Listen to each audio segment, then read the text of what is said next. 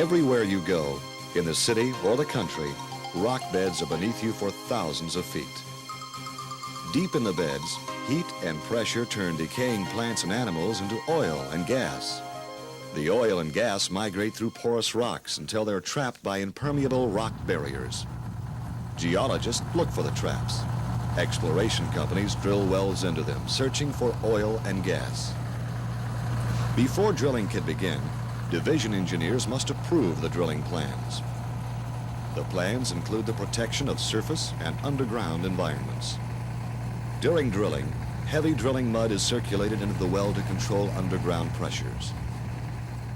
Blowout prevention equipment installed on every wellhead acts as a backup pressure control system. With it, a well can be shut in at any time. Division engineers specify the blowout prevention equipment used on each well. They witness tests to ensure the equipment is in operating order. Good well control training and widespread use of blowout prevention equipment have made California blowouts rare. About 68,000 oil and gas wells were drilled in the state from 1954 through 1980. Only 31 blowouts occurred during this time, with little environmental damage. Drilling oil wells in an urban area is a safe but sometimes noisy task. Therefore, drilling rigs are especially designed to muffle sound. At more permanent locations, drill sites are built to blend in with other structures in the area. About 26 wells will be drilled from this San Fernando Valley site. 77 wells have been drilled from inside this yellow building in Los Angeles.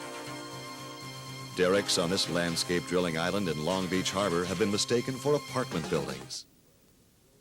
Most oil and gas wells are drilled through water zones. Fluids from oil, gas, and water zones must not mix. To prevent this during drilling, heavy mud is pumped into the well bore. These zones are sealed when sections of pipe, called casing, are cemented in the hole. Cement is pumped down the well, through the casing, out beneath it, and back to the surface. To check the cement seal, operators may be required to conduct a water shutoff test witnessed by a division engineer. The casing is perforated through productive oil and gas zones. Depending on reservoir type and pressure, different kinds of production equipment are installed. The amount of oil and gas produced from every well is reported to the division each month. Sometimes, sumps are dug on oil and gas leases. The sumps, open depressions holding oil and water, can be dangerous to wildlife. 12 years ago, the division began to locate and classify California oil field sumps. Today, all of the hazardous sumps have been screened or eliminated. Good housekeeping is encouraged at all oil and gas leases. This makes leases more attractive, safer, and environmentally acceptable. Each year, recipients are chosen for a lease award. Dry holes and wells no longer commercially productive are abandoned. To abandon a well, cement is placed across all oil zones,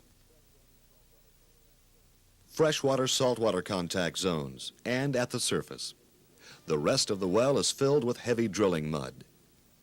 Before 1915, many California wells were abandoned incorrectly. Today, when these wells are found, they are properly abandoned. Money from a special fund may be used for the work. The Division of Oil and Gas protects California's oil, gas, and geothermal resources. It encourages the wise development of these natural resources through good conservation and engineering practices.